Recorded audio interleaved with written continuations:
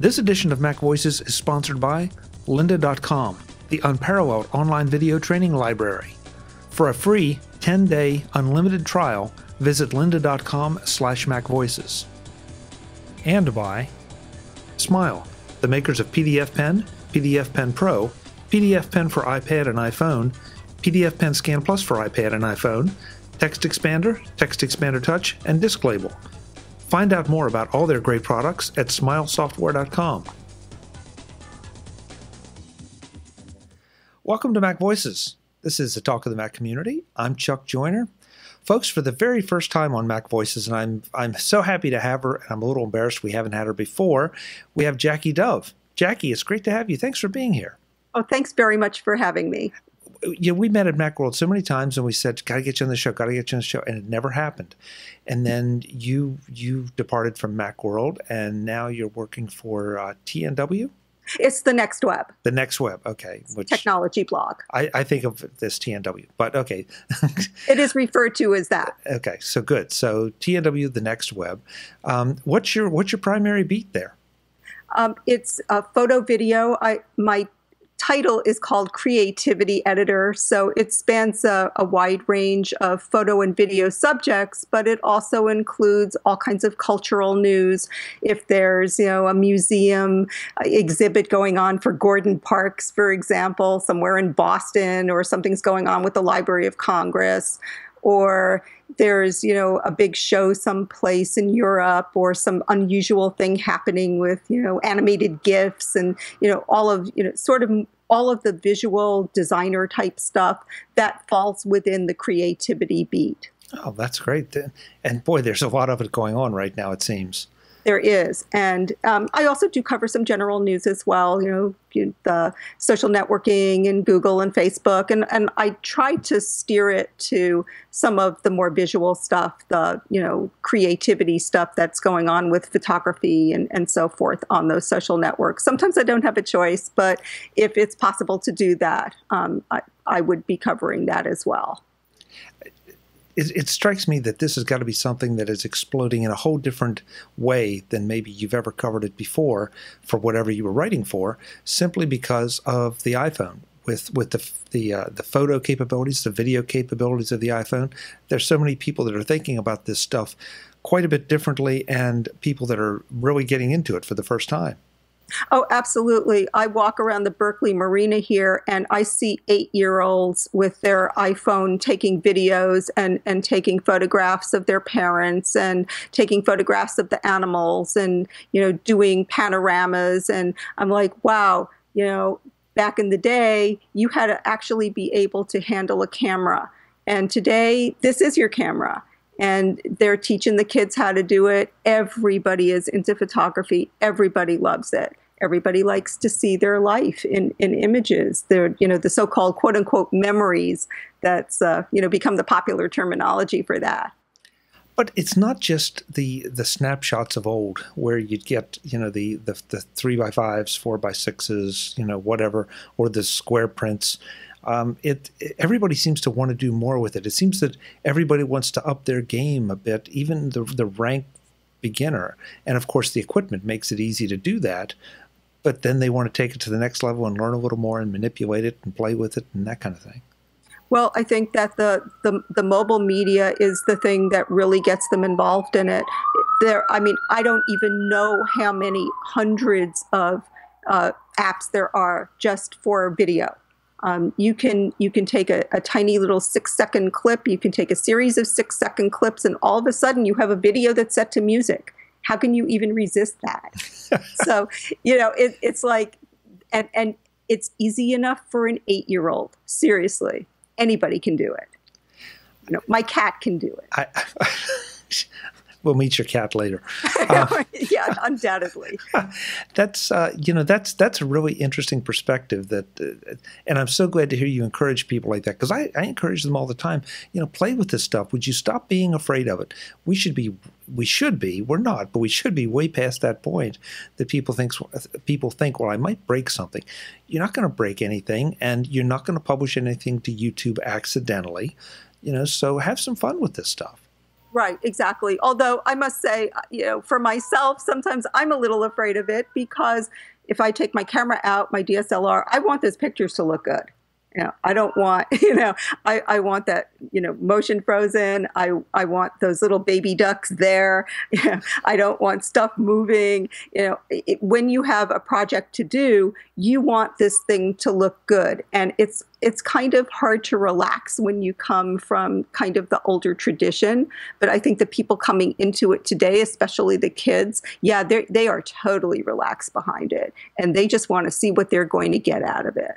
And it's a little bit frightening when you see some of the stuff they create. And you think, I know. Wow, I need to up really my good. game. Yeah. I don't even want to compete with that. Yeah, exactly. I'll just stay over here in my corner and hope they don't grow up too fast. Really. Well, one of the things that triggered my invitation to you is, as we talked about, you wrote an article for the Next Web, and I got to cheat because it's a rather long title, 10 Photoshop alternatives that offer powerful editing and photo management controls. And I love this because this is a subject that's near and dear to my heart. I'll say up front as a disclaimer, I do subscribe to Adobe Creative Cloud, but I'm probably using about 4% of the capabilities that I get with Adobe Creative Cloud. And so I'm always looking for something that I think might be better suited to someone at my level because I don't sit and agonize over a photo for 3 hours. And so you came up with some that I was very aware of and use, and some that I'd honestly never heard of. And so I thought it might be fun to have you on, talk through some of these, Sure. what their strengths and weaknesses are, which Sure. ones are approachable versus which ones probably have a similar learning curve to Photoshop and all that. So I'll just let you start wherever you want to start. Where would you start in this list of 10? Well, first of all, I just want to take one issue with one thing is that nothing has a learning curve comparable to Photoshop. So, I think that is going to be the big differentiator. And the other thing about Creative Cloud is now Adobe has done an interesting thing. They had first the Creative Cloud, the entire Creative Cloud, which was the $49 per month subscription that included all of their creative apps. But then they broke it out to just the photography app. So I hope that's the one that you have, because that's the $9.99 a month one.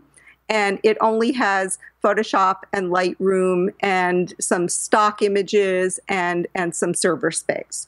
And then you can use your mobile Lightroom with it, which is really convenient. And that's all it has. And it's very targeted toward photographers, either professional photographers or advanced amateurs, enthusiasts, and so forth. So if you're doing the $49.99 per month Creative Cloud subscription, that is probably way past overkill unless you're doing web design and illustration and all of that other stuff. But for $9.99 a month, it is really targeted to photographers, and I think it's a sweet deal. That's my opinion.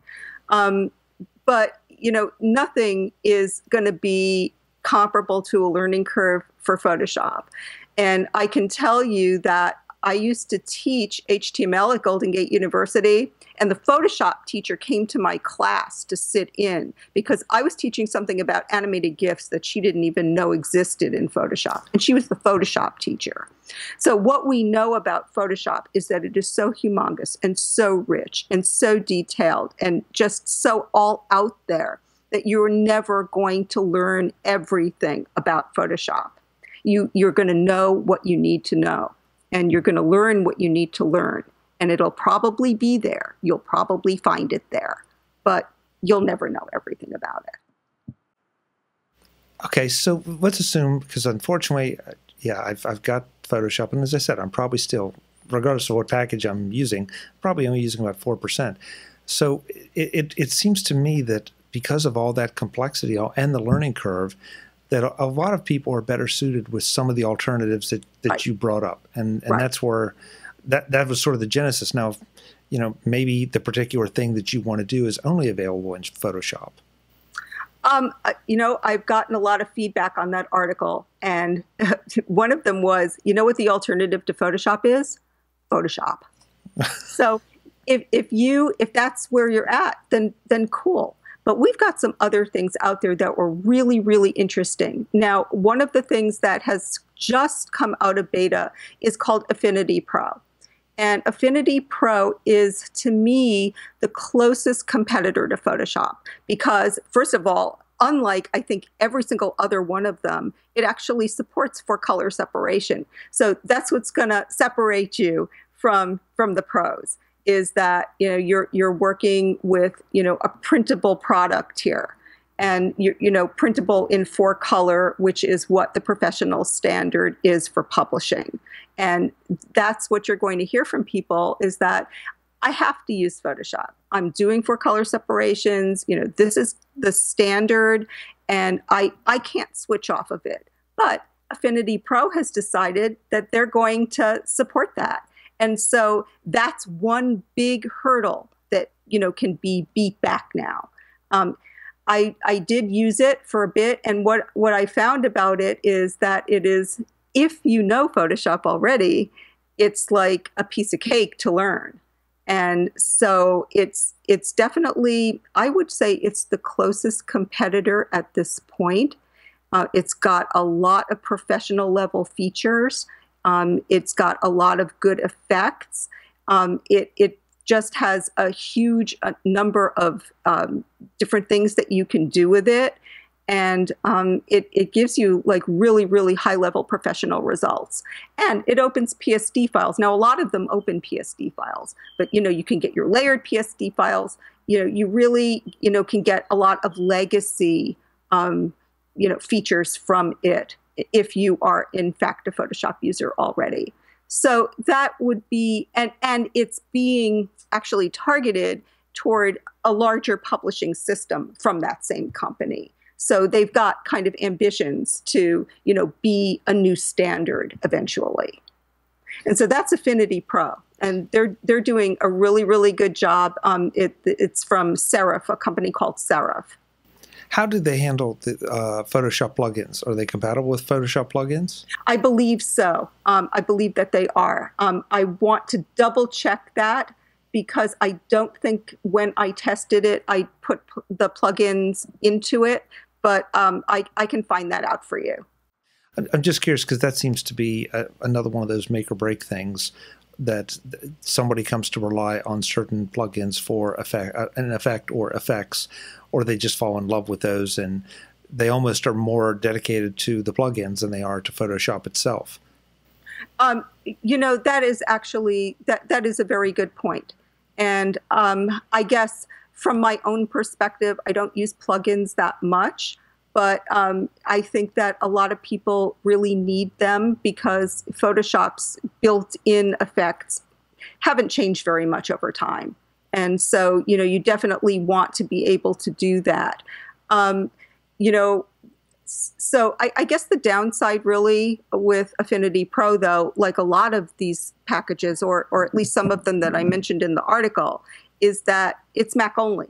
And so, if you're coming from the other side and, you're looking forward to using it with, Windows 10, and Adobe has been, very out there with, trying to adapt to the, the new screens and the whole thing, on the Windows side, you're going to be out of luck there. So I should mention that. Yeah, well, this being MacVoices, we really don't pay that much attention to all those other people. I got to get used to the whole Windows thing. Yeah. Oh, I'm sure you have. Yeah, but you also look, and we see more and more people converting to the Mac. So any day now we're going to be the dominant platform, and just that'll be it. So the last figure that I read was something like 12%. Is that something that you've heard? Yeah, that sounds about right. So we have a long way to go, but we're clearly the top 12%. Well, I remember when we were 3%. Yeah. There's progress. We're both going to get emails if we keep this. Oh, no. Okay. Of course, folks, I hope we're kidding. We're serious that we love our Macs, and that's, but you have a lot of respect for the people that slave away on the other side too. So. Oh, right. Of course. And so, yeah, and that's kind of why I mentioned it, is that, obviously our audience on MacVoices is not going to really care all that much unless they're in a cross-platform environment or a cross-platform office, where, that's something that they need to do.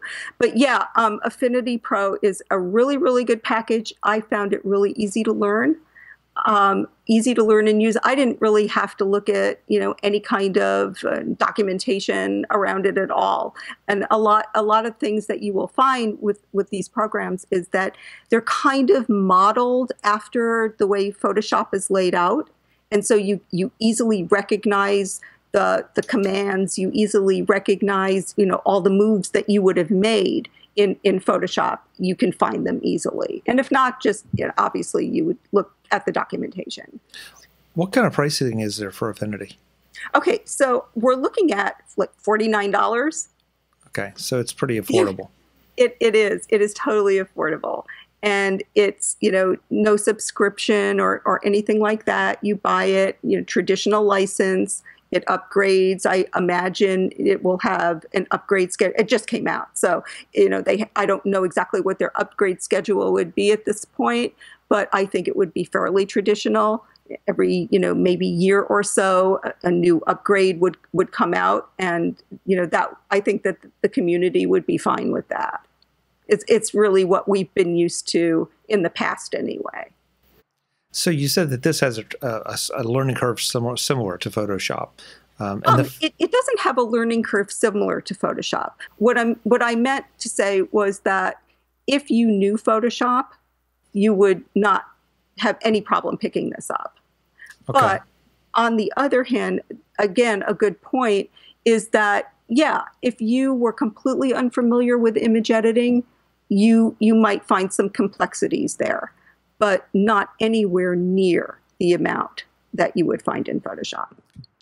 Of your 10 picks, what would you say are the one or two most approachable that you don't have those steep learning curves to accomplish the common things that you might want to accomplish with a photo editor? Well, you see, I think what I did with this story was I combined two different things. I combined photo editing and also photo management, because a lot of the photo managers are also very heavy on the image editing side, which is to say, hey, Lightroom, there's another Adobe product for you, but it's completely different. And it has, all of the management capabilities. If you want to get an analogy to it, it would be maybe Aperture. Anybody who used Aperture, which I used to use, would be very... It's not the same, but it's similar in terms of its functionality to Lightroom. And so here you have a very good alternative where you can buy a perpetual license. It is part of Creative Cloud. It can be, but you can also buy it as a regular license and use it. And it's got a lot of really good features and a lot of complexity, things that you might want to do with it. It depends on what your level is. But that might be a really good alternative if you were an Aperture user, for example. But you asked about, what if you don't want to, delve that deeply? Okay. Apple Photos. Here you go. Apple Photos, we didn't know what to expect when they went ahead and eliminated Aperture, for one thing. But, is it going to be really, really easy? Or is it going to be something more like Aperture, a little bit more on the professional side? And what we learned was it is way consumer. It is, a consumer app through and through. It is very, very easy to use and learn. It takes like zero learning curve at all. You just launch it, you poke around, you find the things that you want to do, and you just do it. And it gives you some very fine results. I use it a lot because, I just want to do something really quick. I just want to try out something really fast. And, it does the whole management thing for you very nicely. It's, you've got your iCloud connection to it if you wish. And if you're in the Apple ecosystem, Photos is really good. And, I believe it comes on your Mac. And if you buy a new Mac, it's there. and you don't have to do anything more with it, really. Photos is going to be one of the most accessible packages ever for consumers.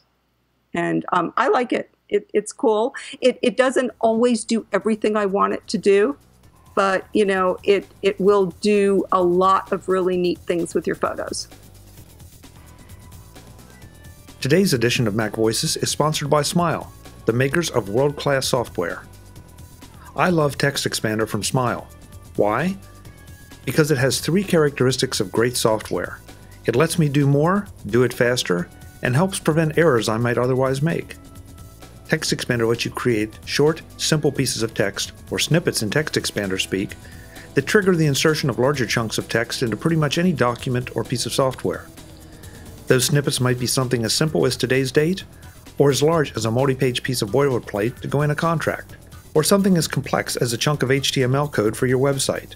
So for me, by typing MVSIG, I get my full email signature, complete with links, inserted into an email, or MVST, and I get the pieces of information you see at the bottom of each MacVoices show page. So how it makes things easier and faster is sort of obvious. I can do more because I have less to do. But how does it help me from making mistakes? 2 ways.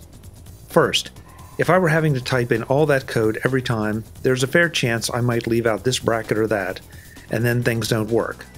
And then I have to go back and try to find out what's missing and fix it. That wastes time. By using my snippet, it's right the first time, every time.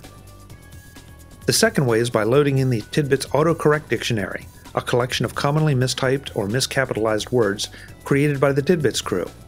Since Text Expander is constantly monitoring your typing for snippet use, it's also checking against that library and sees when you make a mistake. Poof, it fixes it, almost too fast for you to see. And if that's not enough, if you know of a common mistake that you make regularly, you can set up your own snippet to fix it, in about as much time as it would take you to fix one error in the first place. After that, your error gets fixed the same way, fast, simple, so you can keep on moving to get more done. Did I mention that you can sync your snippets across all your Macs running Dropbox? So that the snippet you create today at the office will be waiting for you to use on your home Mac tonight. And with Text Expander Touch 3 for iOS 8, you can even use your Text Expander snippets on your iPhone or iPad. You can get a free demo version of Text Expander right now at smilesoftware.com. About 10 seconds after installing your first snippet, you're going to understand how this works, how powerful it is, and what it can do for you. And if you really want to tap into the full power and more sophisticated features of Text Expander, check out Take Control of Text Expander by Michael E. Cohen. Smile and Tidbits work together on this terrific Take Control book to make sure you can get the most out of my favorite productivity utility. That's Text Expander from Smile at smilesoftware.com. Get it and find out just how much you can get done. Smile, the makers of world-class software. Thanks to Smile for being the longest-running sponsor of MacVoices. Okay, so I had the feeling that you took us to the top and took us to the bottom of the complexity maybe a little list. bit. Yeah. Is that fair? So you want something in between? Well, in between, but how about if we take it another direction? Jackie, one thing I know I would like, and I run into a lot of people that would like this, that they don't have time to tweak all these settings, and that includes the ones in Photos. And so Photos still may be your answer, but do we have anything out there that just with 1 or 2 clicks will kind of automatically look at the photo and give us a better looking photo? Maybe not optimized as precisely as if we spent 20 minutes working on it, but we'll just, if it's a little dark, we'll lighten it up. If it's a little bright, we'll tone it down, fix some of the common problems that we have when taking just casual photos. Well, Apple Photos will do that. It will do that. It has that, the instant reset click that gives you like the whole, spectrum of brightening and sharpening and the whole thing. So yeah, Photos will actually do that for you. Okay. So, any of the others that will do something equal or maybe a little better? Let me see. Most of them have some very, let's see. Oh, well, Adobe Photoshop Elements will do that too. So that there's another consumer package, and those two, Photos and Elements, are kind of on the same level. They're targeted to consumers. They have different levels that you can go into, but yeah, you want a one-click correction, you can do that very easily. If you want to do more, it gives you the step-by-step 411 on how to do it. So yeah, Elements is really good.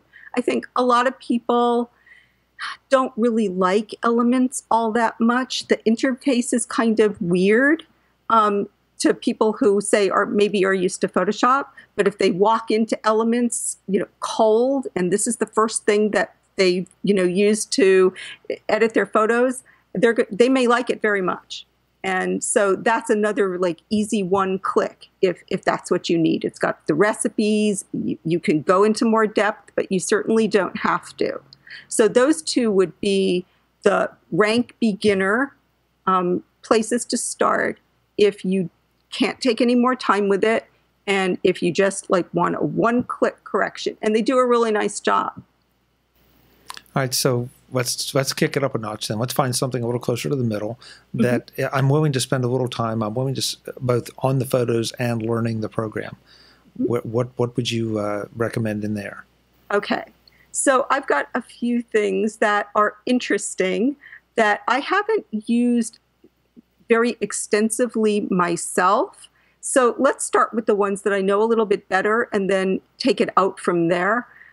One of the things that we have is Pixelmator, which is, I think everybody pretty much knows that is kind of Apple's darling. When Pixelmator first came out, I believe that they were on stage, talking about, this at one of the expos. And it was really, it's a very beautiful program, and it's very accessible. And they also have, what you would call recipes. You would pull things in and it would do things for you. And then you can tweak. It's sort of like widget based. And you can, after you've applied something, you can tweak it, up or down just the way you like it. And there are recipes, quote unquote, and I'm taking that language from Adobe, but it works with Pixelmator too, in that there are certain sequences of events that you go through in order to get what you want out of the photo. And, you have to know what they are, and you'd have to do a little research into how the program works. And if you want that kind of more advanced functionality, you're going to do that. And it's still very easy to use. So, it's not like a one-click, it'll do this, although I think you can do that. But if you want multiple, to do multiple kinds of effects and multiple kinds of edits, you'd have to use the layers that came in, I believe, version 3. And you would have to, have more manipulation on the image. But if you wanted to do more with it, then Pixelmator is a really good choice. And it's got a lot of, vector capabilities as well. It's a very full and complete program, and they don't really consider themselves, quote unquote, a competitor to Photoshop. They just consider themselves a really good image editor and doing the things that most people would like to do. You got ahead of me, and that's great. That's one of the places I wanted to go. Because I prefer usually to work, unless you're just taking a photo that you're retouching, I like vectors, because vectors make a lot more sense to me than pixels. That's me. I understand pixels a little bit, but vectors are a lot. They feel a little more solid. Anything here other than Pixelmator that you feel has a strong vector capability? I think that's the strongest. I think most of these are pixel based. You've got another one that has Flying Meets Acorn does a great job too, and I don't know if you're familiar with that one. Yep. It is very, very close to Pixelmator in terms of the level that it's targeting, and folks who just don't want to take the time to learn Photoshop, don't need to learn Photoshop. You buy a very moderately priced image editor like Acorn, and it works really, really well. And I think it just is a matter of what kind of interface you prefer, how you want to work it.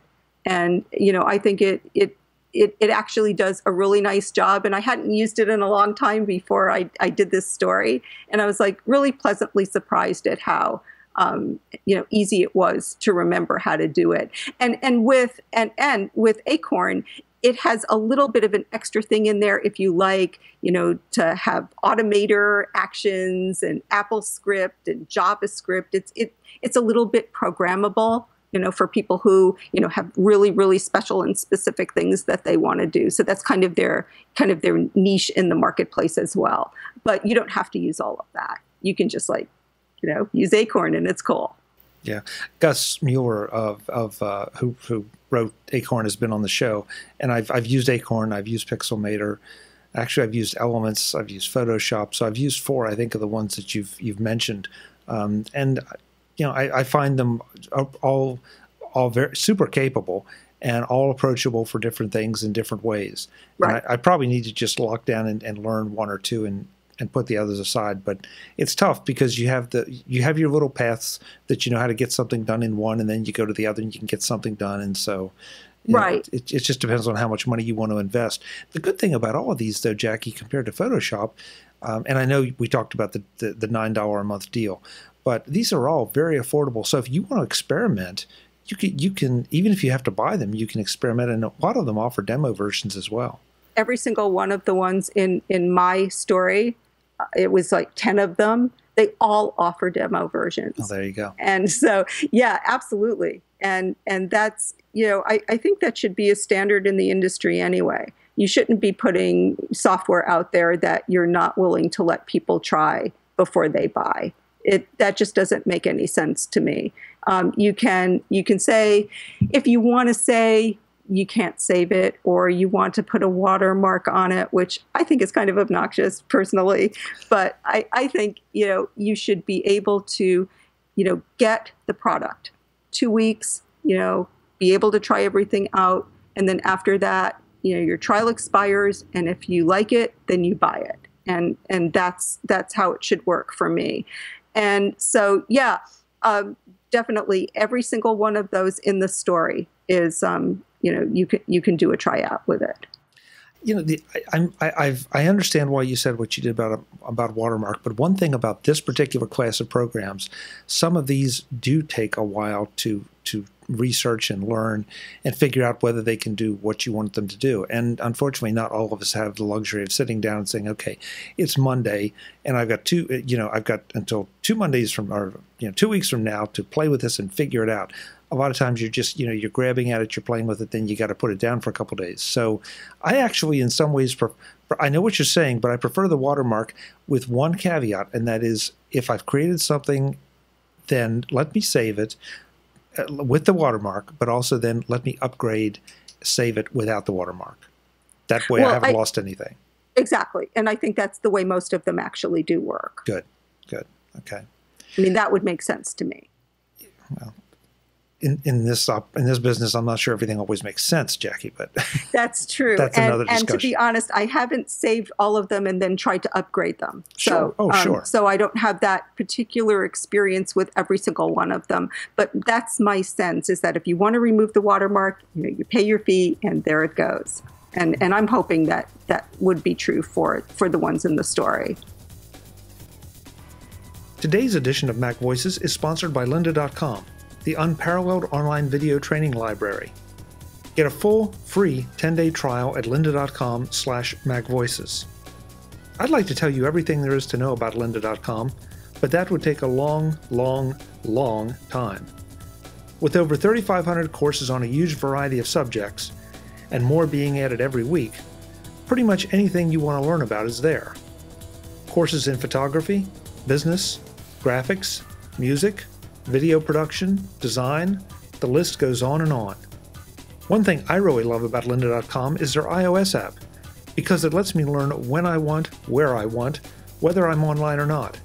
You'd be shocked at how effective a lynda.com course can be on a long plane flight. Instead of watching the in-flight movie that's constantly interrupted by the flight attendants, fire up the next lynda.com course in your playlist and be productive. This is what the app screen looks like with the course I'm taking on Evernote loaded and playing on my iPad. A few notes here. First, you see the downloaded indicator at the top. That means the course is available to me offline. I can keep as many lynda.com courses on my iPad as I want, up to the memory limit of the iPad. Next is the playlist indicator. Did you know that lynda.com has playlists already set up for information that you want to know about? And you can set up and customize your own as well. That makes loading a bunch of videos simple, whether you pick them or just use the pre-curated lynda.com playlist on your favorite subject. On the left side, you see the list of topics in the course and the approximate playing times of each. I really like this feature. It lets me skip things I might already know or easily go back and find something I need to repeat. And even though the course is over 2 hours, as you can see on the bottom left, it's chaptered, so I can get to where I want to be easily. The text and progress bar on the bottom left let me see how much of the course I've completed, and there's a description of the course if I'm queuing it up for the first time so I know what I'm about to see. There's also some information on the author, as well as a list of suggested courses. The player window is obvious, right? Well, not completely. Sure, it works like every other video window you've seen, but here's what might be my favorite part. Touch the gear icon and you get to choose the speed of playback. Slow it down to half speed if you want to see all the details of what's going on, or crank it up to 2x speed to double your effectiveness. And yes, you can train yourself to listen and watch at 2x speeds. I have an article about it on the MacVoices blog. So that's a quick tour of the lynda.com app for the iPad, also available on the iPhone and other mobile devices. You can take advantage of lynda.com's powerful tutorials right now by going to lynda.com/MacVoices and signing up for a free, full, unlimited 10-day trial. That's access to everything lynda.com has to offer for 10 days at no cost. Once you find out how great lynda.com is, you'll want to sign up, load up courses on your iPad, and head for the skies, or the seas, or wherever you have free time to learn. That's lynda.com/MacVoices for 10 days free with no restrictions. Do it now and learn something great. Thanks to lynda.com for their support of MacVoices. If my count's right, we've covered about four or five of these, maybe 6. What of the ones we haven't mentioned? What are some standout features or some reasons that you might go to those? Sure. So here's kind of an outlier for the Mac community, and it comes from CyberLink. And I don't know if you're familiar with this company or not, but most of their stuff is on the Windows side. But they have one program that they do, which is CyberLink Photo Director, and that actually is a cross-platform thing from them, and it works on the Mac. And I thought it was pretty nice. It's not like what people would say is a hugely high-value program, but it's very, very consumer, on the same level, say, as Photoshop Elements, for example. It has a huge number of consumer style effects and beautifying things. Like if you take portraits of people, you can make them look pretty and, narrow their faces and, slim their bodies and, make their eyes bigger. It's got all of this stuff in it, which is, I think a lot of folks who do portraits, might appreciate, the skin clearing, that clears up blemishes on your skin and things like that. It makes your eyes bright, like the whites of your eyes are brighter, and so it provides, all of that stuff in modules. And, and besides that, it has a lot of filters and things that, dress up the photo a bit, makes it do things that you wouldn't normally be able to do. I think it's kind of a cool program. And, so I put that one in there. Just, it's a nice, reasonably priced program. It's one of the few out of CyberLink that is a Mac program. And it's got a lot of cool stuff in it. It has, presets and, grain presets that make it look like film, and just, it's got tons of stuff in it. Very, very consumer, very easy to use. So that, that would be one that's kind of an outlier for the Mac, but really, really interesting. And let's see, what else do we have? We have some more. Okay.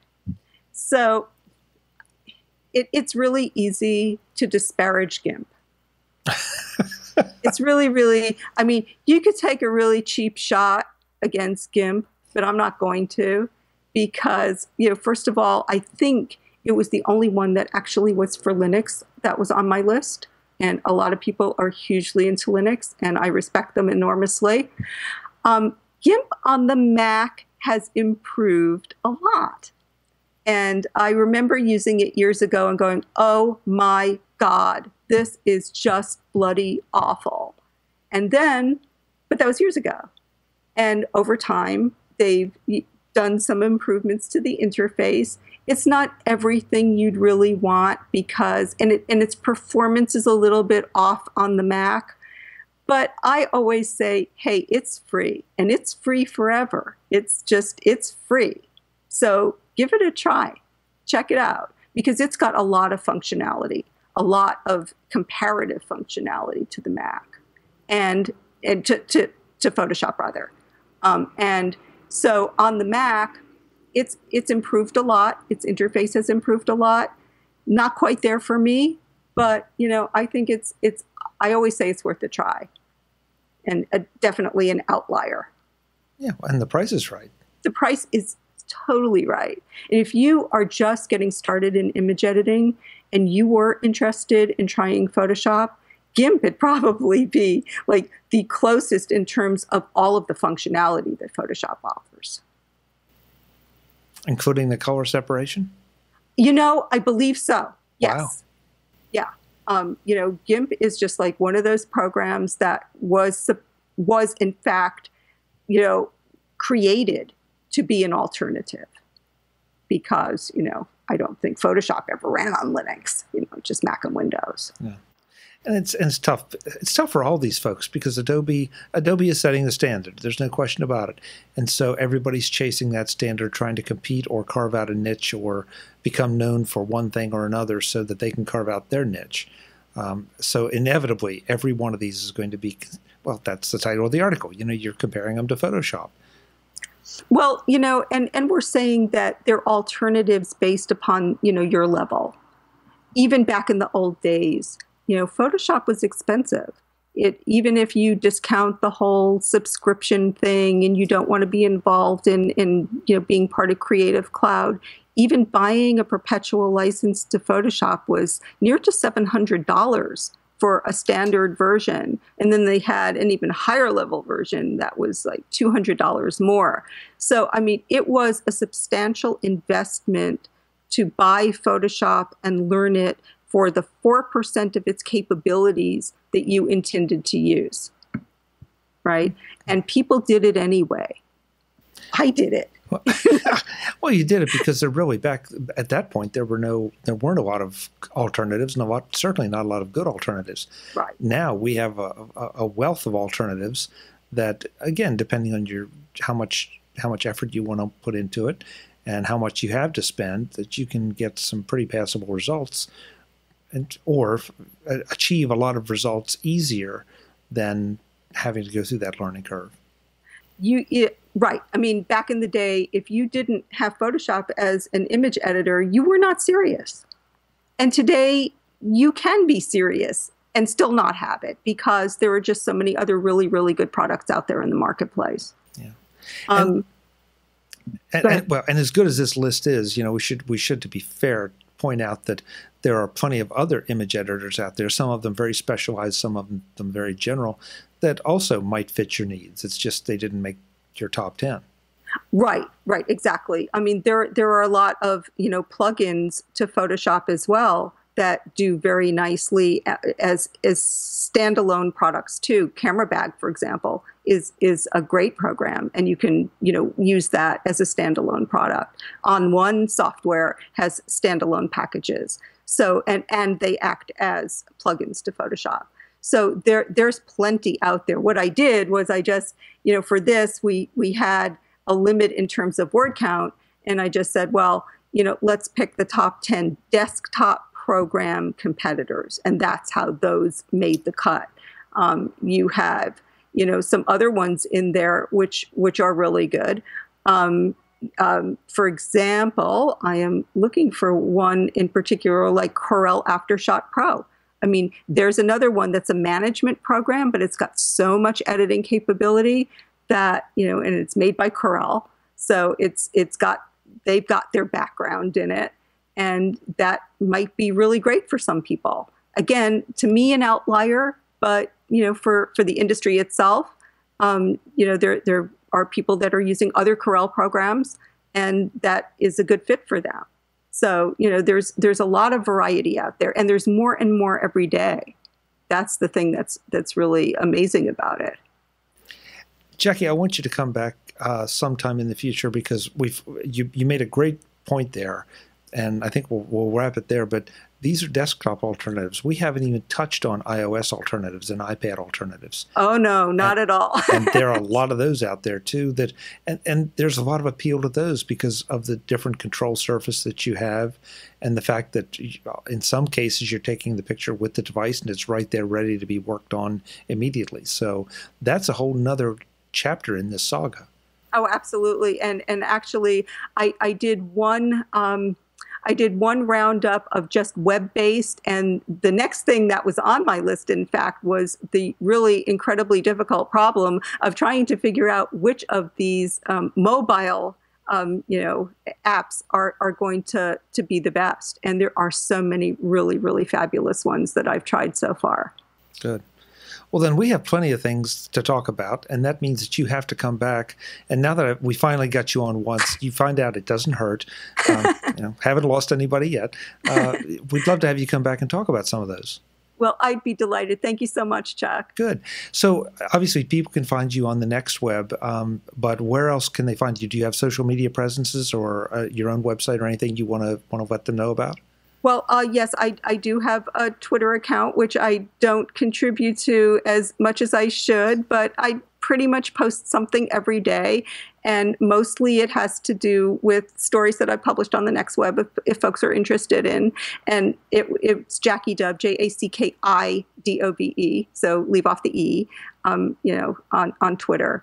And, most of my stuff will be on there. Most of the creative stuff is on there, and then a couple of things that I'll publish on my own or retweet from other places, but that's the bulk of it. So the Twitter account would probably be the best way. Great. Well, it's so good to talk to you, and I'm so glad we finally got you on. We will make it happen a lot more often, and thank you for all the work on this article. I think it gave me some things to think about, and this conversation has given me even more time, Jackie, to learn all this stuff. It's so much fun, but boy, it sucks up the time. It does. It is time consuming. I would absolutely agree with that. It's just been great talking to you, and thank you so much for having me on. I've enjoyed it. We'll do it again. Okay, thanks so much. Folks, I'm Chuck Joyner. This is MacVoices. Go check out the article. Check out some of these great programs. There are a lot of spectacular programs that will let you do more with the photos you take, either with a whole lot of time invested, or maybe it'll just improve it enough with one click. Once again, check out MacVoices.com. We'll have links in all the show notes, or in the show notes for everything we talked about. We'll be back again soon. Thanks for watching.